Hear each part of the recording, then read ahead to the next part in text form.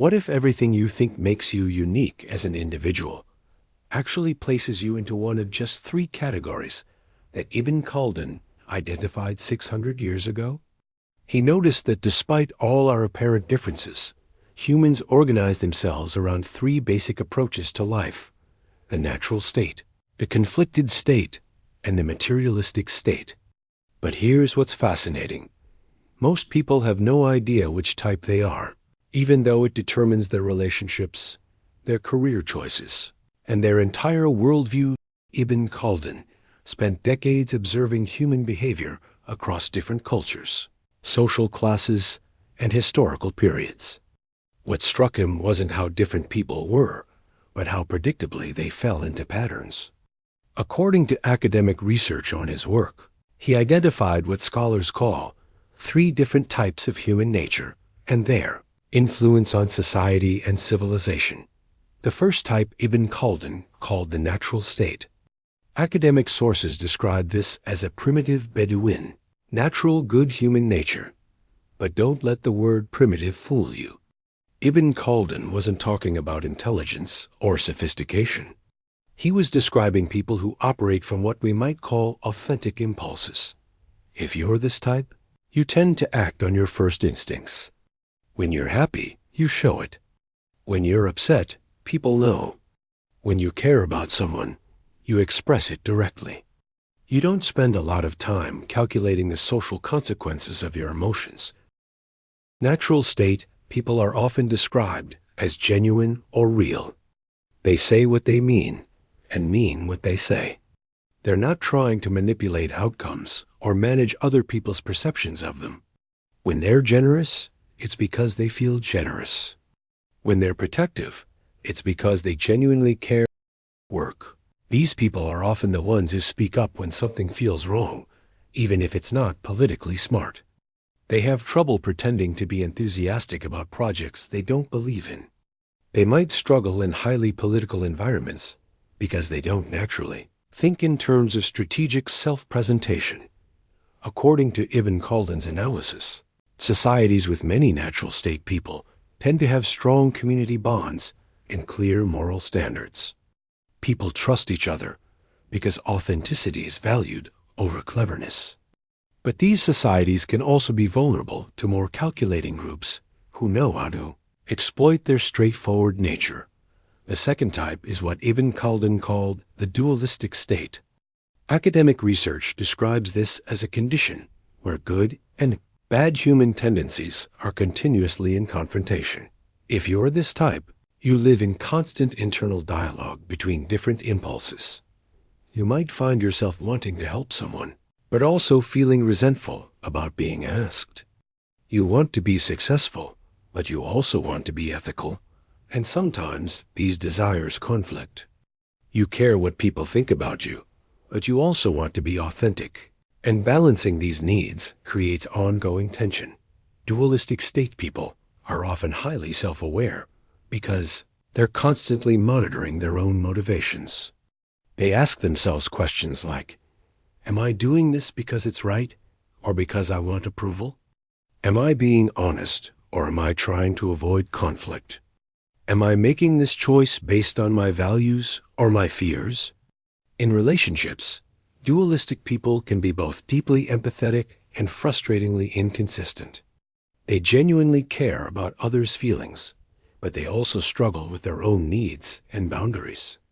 They might promise something with good intentions, then feel conflicted about following through work. These people often excel in roles that require understanding different perspectives. They can see multiple sides of complex situations because they experience internal complexity themselves.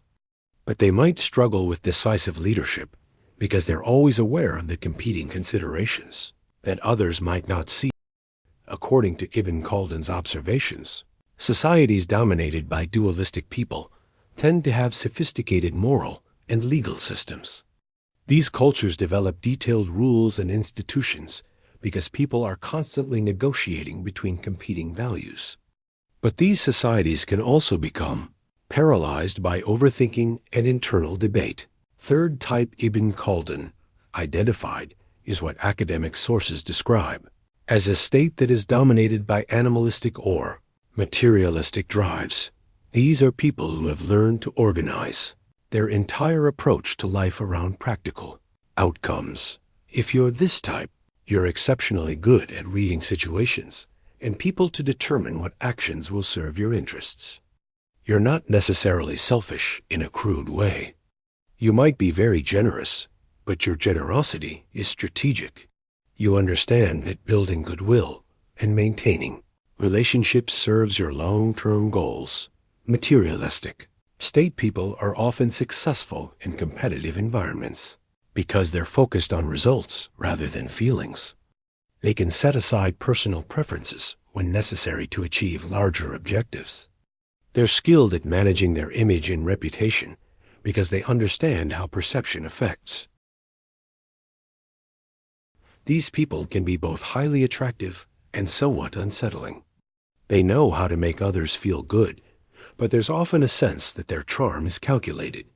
They're excellent at giving people what they want, but it can be hard to know what they genuinely want themselves. Materialistic state people often rise to leadership positions because they understand how to navigate organizational politics. They're good at building alliances, managing up and down, and positioning themselves for advancement. But they might struggle with inspiring genuine loyalty because others sense their instrumental approach to relationships. Ibn Khaldun observed that societies led by materialistic state people can achieve remarkable prosperity and power. These cultures excel at organizing resources, developing technology, and expanding their influence. But they can also become hollow, losing the social bonds and shared values that hold communities together. Now, here's where Ibn Khaldun's analysis becomes personally relevant. Most people assume they're naturally good, that their motivations are pure, and that they make decisions based on clear principles.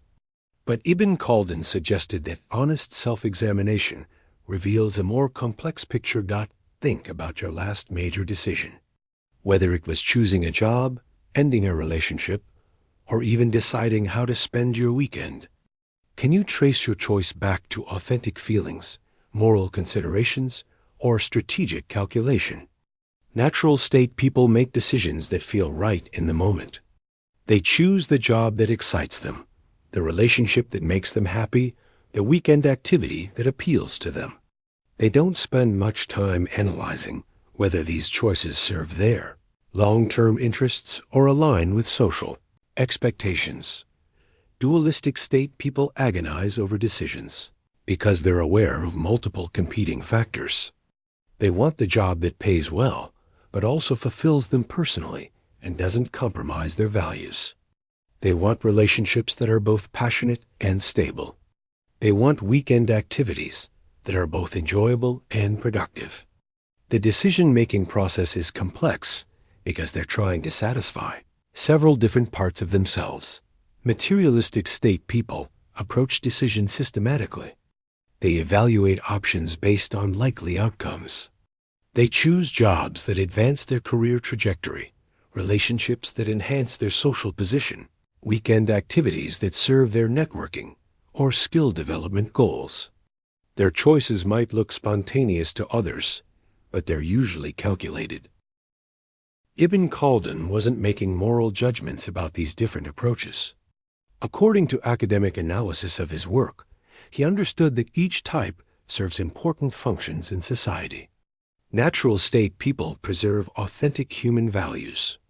Dualistic people develop moral sophistication.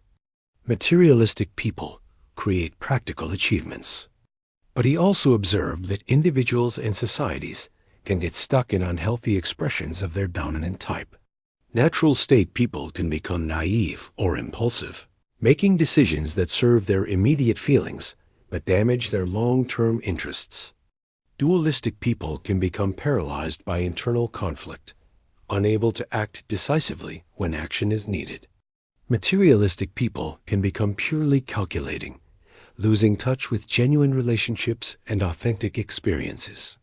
The key insight from Ibn Khaldun's analysis is that understanding your type creates opportunities for growth. If you recognize that you're naturally oriented toward one of these patterns, you can deliberately cultivate the strengths of the other types. Natural state people can benefit from developing some strategic thinking without losing their authenticity.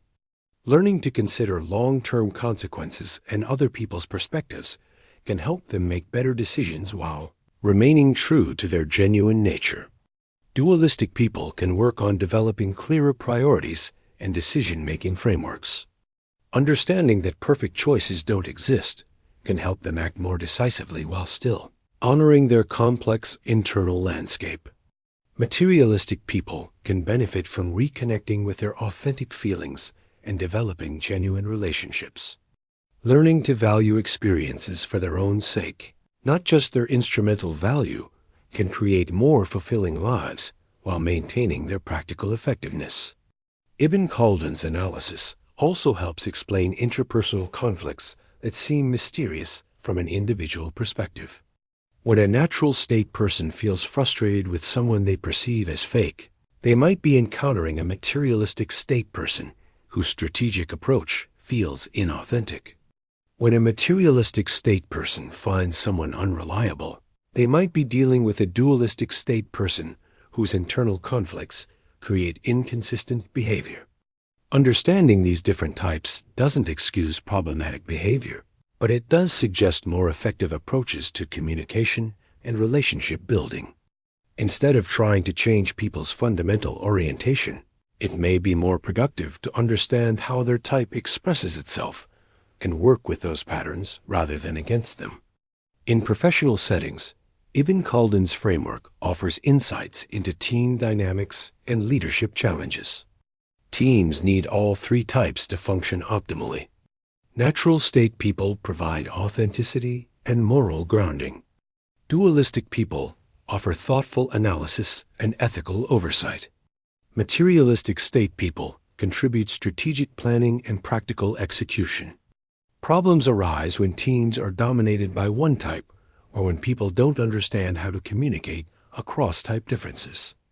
Natural state people might see strategic thinking as manipulative. Materialistic state people might see moral concerns as impractical. Dualistic people might see both as oversimplified. Effective leaders, according to Ibn Khaldun's framework, either embody a healthy integration of all three types or understand how to manage and utilize people of different types effectively. They recognize that diverse psychological approaches strengthen rather than weaken collective decision-making. Ibn Khaldun's analysis remains remarkably relevant for understanding contemporary social and political dynamics. Many current conflicts reflect tensions between these different approaches to human nature. Some political movements appeal primarily to natural state authenticity, others to dualistic moral complexity, others to materialistic practical outcomes. Social media amplifies these differences by creating echo chambers where people primarily encounter others who share their psychological orientation. Natural state people gravitate toward communities that value emotional expression and authentic sharing. Dualistic people seek out forums for complex debate and moral reasoning. Materialistic state people focus on networks that provide practical information and strategic opportunities. Understanding Ibn Khaldun's typology can help navigate these different online communities more skillfully. Instead of assuming that other people are stupid or evil when they approach issues differently, you can recognize that they might be operating from a different fundamental orientation toward life. For personal development, Ibn Khaldun's framework suggests that psychological maturity involves developing capacities across all three types, while maintaining your natural strengths. This doesn't mean becoming a different person, but rather expanding your repertoire of responses to different situations. In intimate relationships, understanding your partner's type can prevent misunderstandings and create deeper appreciation for their approach to life. Natural state people need partners who appreciate their authenticity without trying to make them more calculating. Dualistic people need partners who can tolerate their complexity without trying to simplify them. Materialistic state people need partners who respect their competence without taking their strategic thinking personally. The most important insight from Ibn Khaldun's analysis might be that there's no single right way to be human. Each type contributes something valuable to the human experience. Natural state people remind us of our authentic core. Dualistic people help us navigate moral complexity. Materialistic state people enable practical achievement. Rather than judging yourself or others for psychological orientation, Ibn Khaldun's framework suggests focusing on healthy expression of your type while developing appreciation for the gifts that other types bring. This creates more harmonious relationships and more effective communities. So which type are you? Look at your recent decisions, your relationship patterns, your approach to conflict and opportunity. Do you tend to act from authentic impulse, moral analysis, or strategic calculation? Understanding your dominant pattern is the first step toward conscious psychological development and more skillful engagement with the complex world Ibn Khaldun observed so carefully centuries ago. Remember that these types aren't fixed categories, but rather tendencies that can evolve throughout life. The goal isn't to change your fundamental nature, but to develop it in healthier, more integrated ways while learning to work effectively with people who approach life differently than you do.